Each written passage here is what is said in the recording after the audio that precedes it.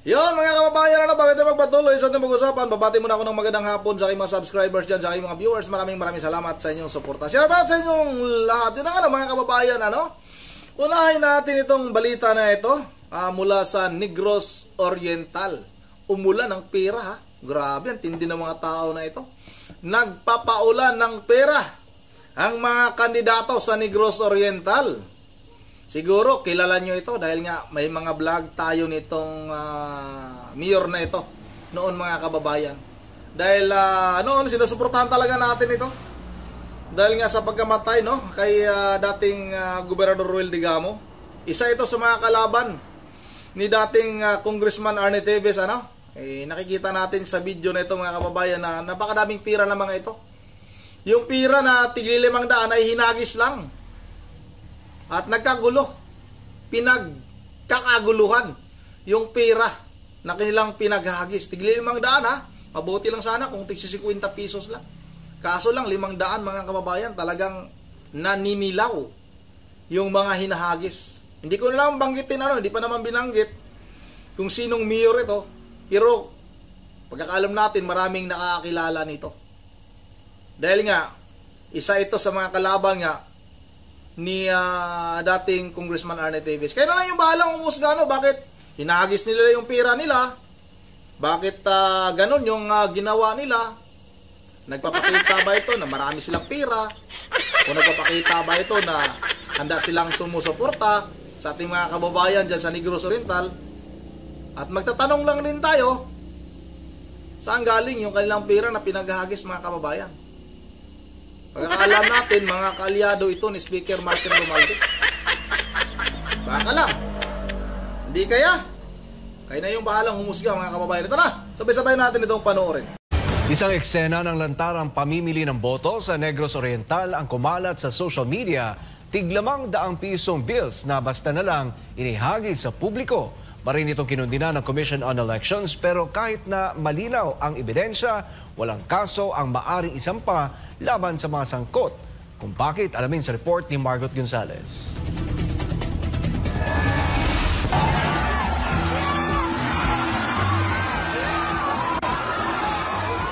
Bawal ito lalo't panahon ng eleksyon. Ang COMELEC kinundina ang video na nagpapakita ng lantarang pamimili ng boto sa Negros Oriental kung saan makikitang may paghahagis ng 500 peso bills. Pero sabi ni COMELEC Chairman Attorney George Garcia, hindi pa nila ito maaring kasuhan dahil hindi pa nagsisimula ang campaign period para sa mga lokal na kandidato na magsisimula pa lang sa 28 ng Marso. Sa ilalim ng kasalukuyang batas sa automated elections, hindi pa maituturing na election offense ang premature campaigning. We strongly condemn that. Kaya lang po, nakakalungkot sapagkat ang inyong COMELEC sa puntong ito ay wala pang kapangyarihan upang maparusahan yung kandidato na yan. Alam namin ang pangalan niya, nakita namin ang video. Kaya lang, dahil nga sa desisyon ng Korte Suprema sa Piñera versus COMELEC at yung mismong provision ng Republic Act 9369, yung Automation Law, Section 14, sa kasalukuyan, wala pa po kaming maipafile na kaso sa kanya, at least bilang COMELEC, bilang paglabag sa election law. Ayon kay Garcia, dapat nang baguhin ang batas upang maituring ng opisyal na kandidato ang sino mang naghain ng Certificate of Candidacy o COC. Diyan po natin makikita at mararamdaman ang matinding pananawagan na sana nga magkaroon ng pagbabago ang ating batas patungkol po dyan. Sana pag-file ng kandidatura ng lahat ng kandidato, sila ay kandidato na, merong premature campaigning na prohibited at may karampatang kaparusahan na kaagad sa paglabag po nito. Every complaint, every report when it comes to what happened in the Visayas is an argument in favor of amending the law. It's not just changing the jurisprudence of the Supreme Court, but as is the power of the COMELEC, we can recommend the amendment of election laws. Bagamat wala pang batas laban sa premature campaigning sa automated elections, hinikayat ng COMELEC ang publiko na magsumbong o maghain ng reklamo laban sa vote buying. Ano man ang maging disposisyon ng COMELEC, ay pwede kaming itaas sa Korte Suprema. Anong malay natin? Ang Korte Suprema habang lumalaon ng panahon, nag-e-enhance ng kanyang desisyon. Anong malay natin? Baka biglang magkaroon ng second look sa Piñera versus COMELEC. Maaring balikan na muli ng Korte Suprema ang naturang ruling na posibleng magbago ang takbo ng batas sa mga susunod na halalan. Samantala, patuloy ang panawagan ng COMELEC sa publiko na maging mapagmatyag at magsumbong sa anumang insidente ng vote buying. Sa kabila ng umiiral na mga limitasyon sa batas, bukas ang ahensya sa mga panukalang pagbabago. Ilan mga kababayan, no? Nakikita nyo yung paghagis ng 500. At ayun sa COMELEC, wala silang magawa. Wala silang maisampang kaso dahil di pa naman nag-umpisa yung campaign period ng local mga kababayan. Samantalang, sabagay, ano naman yun, national, yung sa Hong Kong daw, may vote buying daw doon na nangyari. Talagang kahit sa Hong Kong, sinilip nila. Dahil nga, mga kaalyado ni dating Pangulong Duterte. Ito kasi mga kababayan, sa mga hindi pa nakakaalam, itong si Mayor ay kaalyado ito ni Bangag o ni tawag ni mga nito mga kababayan, Tambaluslos. Kaalyado ito, kailan yung bahalang humusga dahil nga pinagtanggol natin ito noon, itong pamilya na ito. At hanggang ngayon naman, hindi naman natin sinasabi na masama yung kailang ginagawa. Kaso nga lang, nakikita naman natin sa video, kailan yung bahalang humusga. Dahil nga ito'y pamangkin ito ni dating Gobernador Will Digamo na pinatay nga nung mga nakaraang taon. At yung pinaka mastermind mga kababayan, yung pinaka-suspect ay itong si Congressman o dating Congressman Arnie Tivis na nasa Timor-Leste na hindi pinauwi ng Timor-Leste government, hindi ibinigay ng Interpol. Kaya wag tayong paglulukuhin ng pamahalaan ito, ng gobernong ito, na kaya sila nakipagtulungan dahil sa Interpol. Los ninyo ay mag-ilara. Samantala mga kababayan, ito yung talaga nakakapangilabot. Yung hula nitong si Jay Costura. Sino ba yung nakakakilala? Marami nakakilala nito. Sino bang hindi nakakakilala kay Jay Costura na sikat ito na manghuhula mga kababayan? At nakakapangilabot itong kanyang mga pangitain sa ating bansa. Maisa daw babae na umangat at mayroong napakatinding dilubyo na darating sa ating bansa. Ito, panoorin natin ito. Ngayon, madami pong nagtatag sa akin sa pangyayari sa politics, no? Nanumbalik sa kanila ang predictions ko or pangitain ko na may switching of power na magaganap. Sobrang nakakalungkot ang pangyayari. Lahat naman tayo ay naghahangad ng magandang liderato sa Pilipinas. Lalo na ako, naghahangad ako na sana sa eleksyon na darating ay may mamumuno na maayos. Kasi may mga anak din ako eh. Kung iisipin mo, nagkaroon ako ng pangitain na tataas ang crime rate sa Pilipinas ngayong taon, which is highlighted ko doon yung rape case. So, madami sa mga nagkaraang araw, sa mga nagkaraang buwan, tumaas ang crime rate dito sa Pilipinas, especially yung rape cases. Sobrang nakakalungkot, hindi ako nagiging masaya sa mga pinapakita sa akin bago ito mangyari. Ang pinagdadasal ko lamang po ay sana magkaroon tayo ng peace of mind. Sana matapos na ang gulo, lalo na sa politics world. Samahan niyo po ako ngayon magbalik tanaw sa mga iilang pangyayari at prediction na pinakita sa akin. At ngayon 2025, kailangan natin tibayan ang loob natin dahil sa pinakita sa akin, kailangan natin mag-imbak ng pagkain. It's either dilubyo ang tatama sa Pilipinas or malaking kaguluhan ang tatama sa Pilipinas. Maraming nagsasabi, bakit sila para sila ng mga sinasabi, para sila nakikita?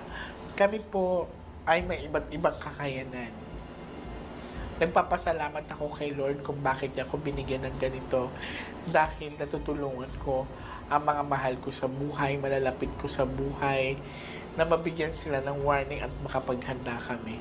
Sa ngayon, lagi kong ipagdadasal yung safety ng buong pamilya ko, lalo ng mga anak ko, dahil nakakatakot na po ngayon. Wala na rin takot ang iba't ibang tao or ibang tao na mag-live na sabog, gumagamit ng droga. Nakakatakot na rin maglakad ngayon dahil everywhere may physical ang nagaganap, sakit ang nagaganap.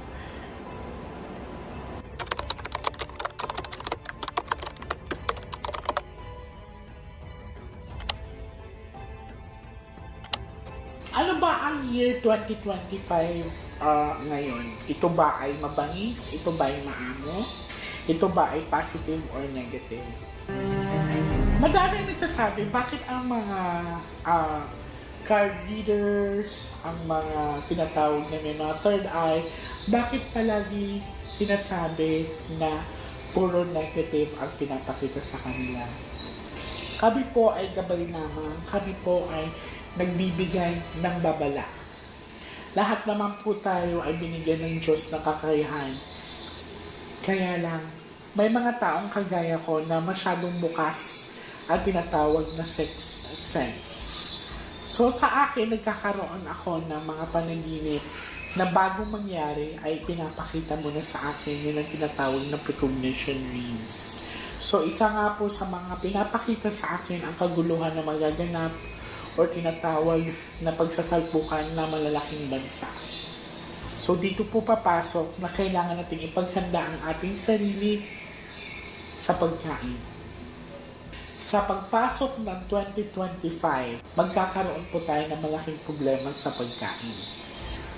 Magkakaroon ng rice shortage, water shortage. Yan. So, isa po yan sa magiging malaking problema sa ating ngayong darating na taon. Sa darating na eleksyon ay medyo magulo po talaga. Hindi na po bago din na magulo talaga ang politics. Pero sa politics na darating sa US o sa ibang bansa, doon po magsisimula ang gulo na pinapakita sa akin. Lalakas dito sa Pilipinas ang tinatawag na gambling.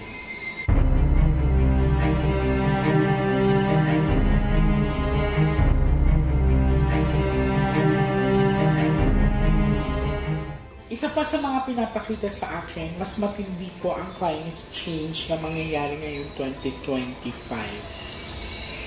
Paiba-iba ang panahon, mas malakas ang bagyong papasok sa darating na 2025. The force of the storm surge, and that's the onslaught of water caused by the low pressure and the extremely high winds just sweeping. Madami nagsasabi, kaya naman namin makita yan, kaya naman namin i-predict yan. Pero po ito ay isang babala sa atin na kung dumaan man tayo sa malalakas na bagyo sa mga nagdaang panahon, ito po ay iibahin natin. Mas malakas po ang papasok ng mga dilubyo, mga bagyo ngayong 2025.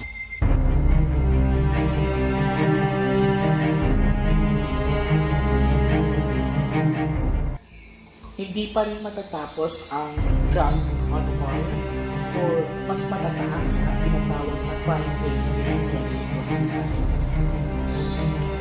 Ang kinakatakutan ko kasi tataas yung crime rate, malakas din ang tinatawag na percentage ng rape cases dito sa bansa.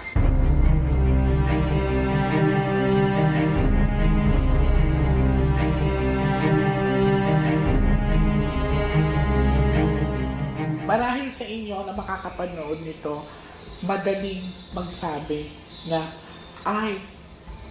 pwede naman namin makita niyan. Oo, pwede natin makita lahat yon. Pero ang punto nito ay paano natin paghahandaan. So sa 2025, sa nakikita ko sa politics, local politics, wherein dito sa Pilipinas, may isang babae talaga na aangat, which is mangyayari ngayong 2025 na. Lagi po natin pagtatandaan, mga Nostradamus worldwide, mga abanger. Yan ang mga kababayan, ayon kay G. Costura, nakikita niya sa local politics na may isang babae na aangat. At ngayong 2025 na mangyayari. Wala namang iba mga kababayan na nakikita natin na isa sa pinaka-strong leader sa ating bansa. Itong si Vice President Sara Duterte, alam nga naman si Rizon Tiveros, alam nga naman si Laila de Lima. Siguro mga kababayan, sa nakikita ni G. Costura, itong si Vice President Sara Duterte.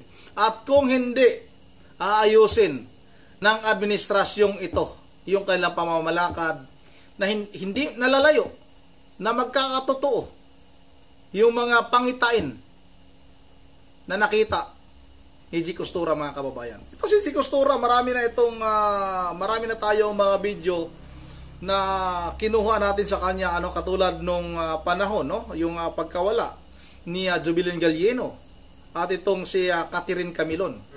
Magaling na ito mga kababayan. Ano bang tawag sa kanila? Manghuhula. Yung mga nakakita ng mga pangyayari sa mga darating pang panahon. At yung ayon naman kay G. Costura, talagang tataas pa yung krimen, yung droga, yung panggagasa, yung tawag nito, yung sugal, mangingibabaw. Ay, ngayon, nakikita naman natin na talagang marami ng pangyayari sa ating bansa. At isa pang ipapakita natin, para pala sa kabuang video na ito, pwede nyo bisitahin ang YouTube channel ni G. Costura mga kababayan. At isa pang video na ipapakita natin sa inyo, yung mga nagsasabi kasi, yung iba kasi ginagamit itong pagkamatay ni Kian de los Santos. Maabot pa doon sa ICC, may dala-dalang larawan yung isang babae doon na pinapakita. Kasama pa nga yung bakla na pinatay. Si Jennifer Laude mga kababayan. Sinama pa doon sa mga biktima daw ng EJK. Ito mga kababayan, sa mga nagsasabi pala na itong si Kian de los Santos, marami kasing gumagamit nito, ginagamit yung pagkamatay ni Kian de los Santos. At ito daw, ang pamilya nito, makapal din ang mukha. Pasensya na pero kailangan natin sabihin ito para talagang lumabas yung katotohanan. Nabigyan na ng hustisya itong pamilya ni Kian de los Santos mga kababayan. At yung mga suspect na yan, yung 3 pulis ay nakulong na. At nagbayad bawat isang akusado. Nagbayad ng tig 300,000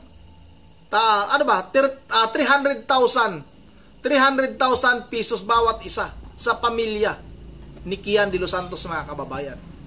At nakulong na ang mga ito. Nagpapatunay lang na sa panahon ng war on drugs ni dating Pangulong Duterte ay wala talagang utos na ganun, patayin. Walang utos na ganun. Talagang mayroong mga pulis na tiwalag. Mayroong mga pulis na tiwali. Kasi nga, bago pumasok, naging presidente si Duterte, talamak na yung sindikato sa ating bansa. Kahit sa loob ng tsahanay ng Philippine National Police. Ito mga kababayan, tama na yung paggamit nyo kay Kian de los Santos dahil nabigyan na ito ng hustisya. Ang kakapal naman ng mga mukha nyo para gamitin yung pagkakataon. Yutuhin. Mismo ni Kian de los Santos. May hustisya na. Ano ba bang hustisya ang gusto nyong makuha? May hustisya na. Binayaran na kayo. Tag 300,000 bawat isa. At noon nga, itong nanay ni Kian de los Santos ay nagpapasalamat kay dating Pangulong Duterte dahil nabigyan ng hustisya. Tapos ngayon, gagamitin nyo pa yung pangyayaring yun. Ito mga kababayan, panoorin natin ito. Guilty! Yan ang hatol ng RTC Branch 125 sa 3 pulis Caloocan sa kasong murder ng 17 anyos na si Kian Lloyd de los Santos. August 16, 2017, nang mapatayang binatilyo sa sinagawang Oplan Galugad sa Baysa, Caloocan City. Reklusyon perpetua ang sintensya kina PO3 Arnel Uwares, PO1 Jeremiah Espereta, at PO1 Jerwin Cruz. Hindi pwedeng mabigyan ng parol ang 3 pulis. Dahil dito, kailangan nilang buluin ang 20 hanggang 30 taon sa kulungan. Bukod pa dyan, pinagabayad din sila ng danyo sa tig 345,000 pesos sa pamilya ni Kian. Agad inilabas ng korte ang 3 pulis na umiiyak matapos atulan. Si Juarez ang umami na bumaril kay Kian, pero depensa niya, may namaril daw noon, kaya din siya namaril. Gayunman, nanaigang ebidensyang magpapatunay na walang laban si Kian nang barilin ng malapitan habang nagmamakaawa, nakaluhod at nakasubsob. Binigyang bigat ng korte ang mga testimonya ng mga testigong nakita kung paano binitbit ng mga pulis si Kian na nooy naka-standby lang daw sa lugar. Dagdag pa dito ang CCTV kung saan nakitang bitbit ang lalaking pinaniniwalaang si Kian. Ilang minutong makalipas, patay na si Kian sa 2 tama ng bala sa ulo. Bukod kay Juarez, kasama raw na maril si Pereda. Si Cruz naman ang nagbigay ng suporta sa mga kasama. Ipinunto naman ng korte na kailanman hindi katanggap-tanggap ang paggamit ng unnecessary force sa pagganap ng kanilang tungkulin. Wala raw lugar ang shoot first, think later sa isang sibilisadong lipunan. Gayunman, not-guilty ang hatol sa 3 sa pagtatanim ng baril at mga sachet ng shabu kay Kian dahil sa di raw sapat ang ebidensyang ipresenta ng prosekusyon. Wala pang apela ang 3 pulis sa hatol. Ang mga magulang ni Kian nakahinga ng maluwag nang malaman ang sentensya. Masayang-masaya po kasi ito na po yung kasagutan na nagpapatunay na yung anak ko po isang inosente at hindi po yun kailanman na-involve sa drug. Nilinaw ng PNP na hindi kaso ng EJK o extrajudicial killing ang pagpatay kay Kian. Definitely not. We cannot say categorically that this is a case of extrajudicial killing. In fact, there's no extrajudicial killing in the Philippines. As described or defined in the administrative order by the previous administration, it doesn't fall. No? Any drug operation, anti-illegal drug operation that resulted to the death of the drug suspects, it's a simple term being used by some quarters.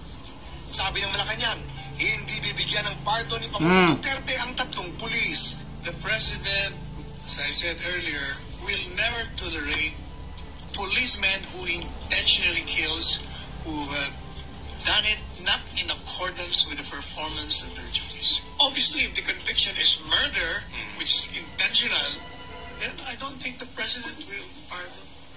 Sa tingin naman ng abogado ni Kian na si Atty. Persida Acosta, ang guilty verdict sa pagpatay kay Kian ay patunay na hindi totoo ang mga state-sponsored killings.